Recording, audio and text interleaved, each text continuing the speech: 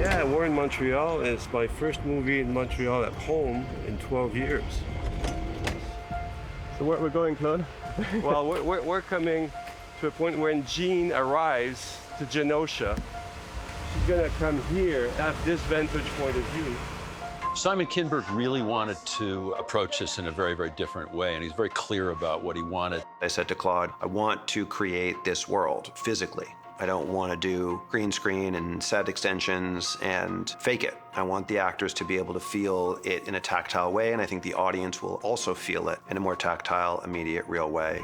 Claude was amazing, as was Michel Liberté. We put them in a terrible position because we concoct these wildly ambitious stories, and then there's the practical reality of how we're going to actually manifest them. And we had a lot of different environments. Simon has a really good eye, so he's very aware of what things should look like. Each of the films that I feel like we've worked on are different from one another. You know, they all have a sort of subgenre within them. Logan was a Western. Deadpool was a zany comedy. The second Deadpool movie was a father-son dramedy. Days of Future Past was a time travel movie. X-Men First Class was a spy movie. Apocalypse was a disaster movie. Dark Phoenix was a character-driven psychological thriller. We do this now, here.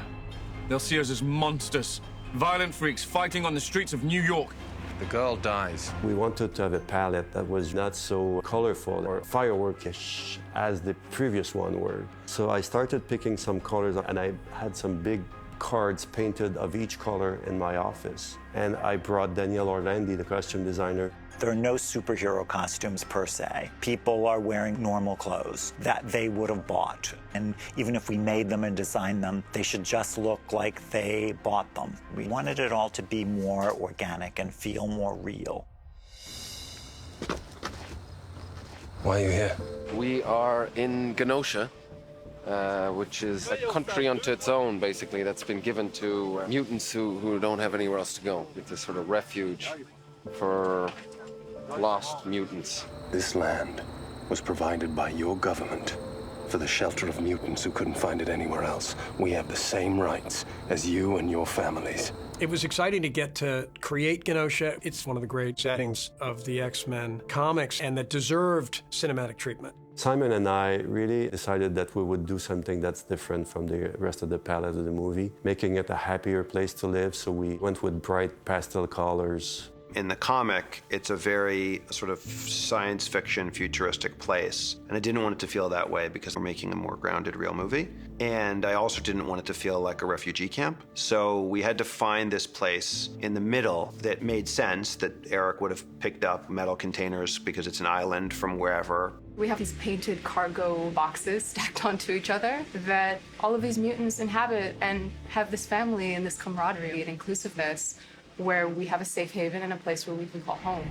As you can see, all of it is metal made because Eric can control all the metal. So there's many elements that we're placing as we're going, and there's also a pond there with a beach where kids will play and so on. They're farming it, they're living there by choice, and they're living with less, and they're rejecting what society basically is, and they're trying to make their own little commune. We brought these containers from scrapyard, and we literally cut into them, making windows, doorways, and so on. And then we started painting them various colors, and we had one of our artists in the scenic department to actually paint some nice drawings that would have been made either by the children or by the adults to augment the happiness of the look of it. And then we talked also about the flowers and the plants, and we had not just a greens department there, but we had greenhouses here that were building, cultivating real plants, real flowers, real vegetables, that we would then transport those gardens on the days of photography out there. They're living off the grid, they're farming, they're fishing, they're raising their kids. Their clothes are very simple, t-shirts and pants or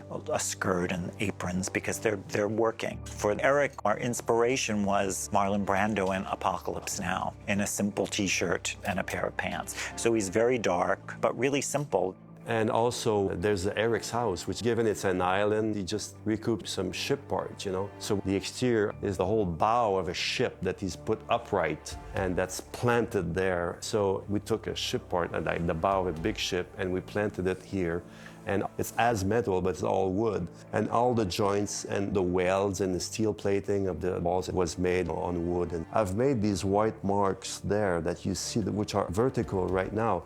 But if you put the ship down, those would be like phosphate or whatever trash remains that the water would have brought in the ship. It was very much alive, and it was very much driven by Simon's vision of it. You need to leave. Go!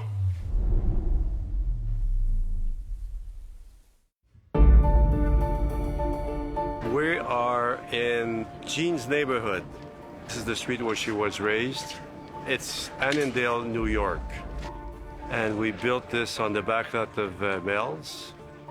And it's roughly taken 4 months to do it all. One of my favorite sets in this movie is Jean's neighborhood. Nobody will believe that it was not a real neighborhood because of the level of detail.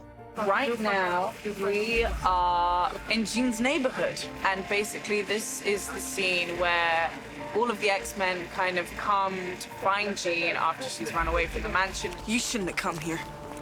Why is that? We've only come to bring you home. We started with a field of gravel. We created a neighborhood that is very low middle class. And I wanted to have a bridge in there to show people drive by, they don't stop there. Like it's a message that, oh, you don't want to go there.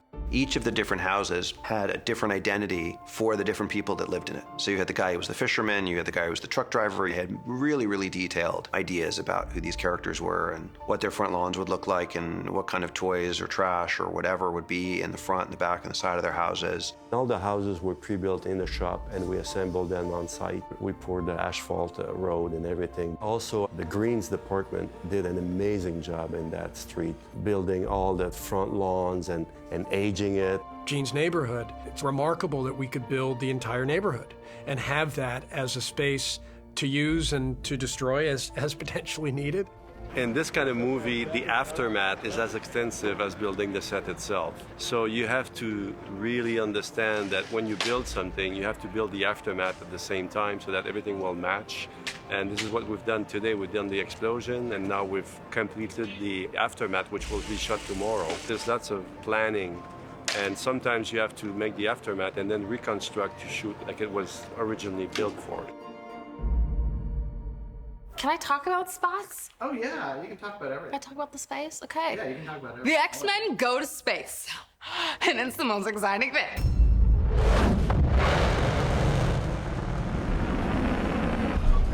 I think this is not as much fun as I thought it would be. Hank has built a new jet. Pretty much in most of the movies, at some point, the jet and Cerebro get destroyed. So I guess in between movies, he's just building them up again. It's a lot of tiling, it's a lot of work to build, supersonic jets that then can go to space when Charles needs. I know what you're thinking. That's my trade. The answer is no. The jet can't get that high. Even with the new booster rockets and all your modifications. We had like 3 months to build it and draw it.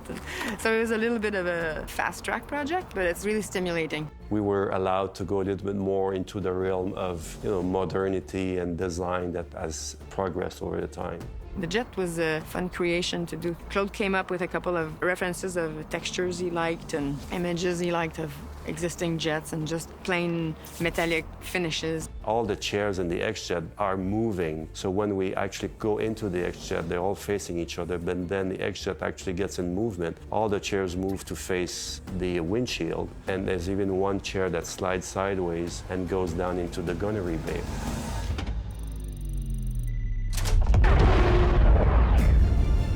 They're basically bicycle seats on sliders, which were technically really difficult to use sometimes. And when you're shooting really emotional stuff inside the X-Jet, it was challenging, but it was also really fun. Xavier's wheelchair was a challenge in itself because it has a long history. And we also decided that because the X-Jet was such an important element in this film, that it would be interesting that Hank, who created all the X stuff, had created the jet, had created the chair, and it would blend together. The chair, I wanted to give it a very modern tone like Hank's lab. We were looking for something a little lighter. We had managed on Apocalypse to bring it down quite a bit, but it had a very precise look in Apocalypse, and it wasn't really what Simon or Claude were looking for. So we went back to what a wheelchair is. I wanted to have this little X that would be subtly lit, so that when it moves, it lights on, or it's lit all the time, depending on the purpose that we had. It's fun now because he can actually come in the jet, and when you look from the back of the jet, all the backs of the chairs are the same, and the wheelchair is part of that. Go this way? Yeah. We are on the set for Fifth Avenue, New York. 3, 2, 1, action. Just period, this is one of the coolest, if not the coolest, sets I've seen built. As a first-time director, it gives me goosebumps to walk in here and feel like this is a set that, you know, I get to shoot. Fifth Avenue set was a giant undertaking. Obviously, we could never shut down Fifth Avenue for 10 nights or however long it would have taken us. But we could have done green screen and used plates of Fifth Avenue, and instead, Claude actually created a couple city blocks of Fifth Avenue in New York City. So this is Fifth Avenue in New York.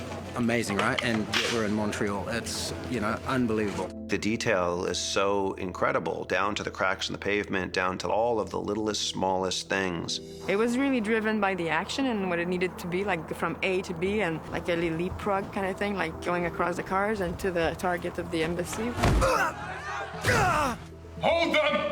When Eric goes and sees Jean in the consulate house, he actually flies in the house. This gigantic building has to be with fake ceilings so that we could actually have all the trusses with the traveler tracks and the cables organized within a system that can be manipulated by stunts. It requires lots of thinking, and that's when the models come handy. You know, it's not only for gripping or lighting, it's for stunting as well. We ended up with something that's really decent and that everybody likes, and it's very shooting friendly.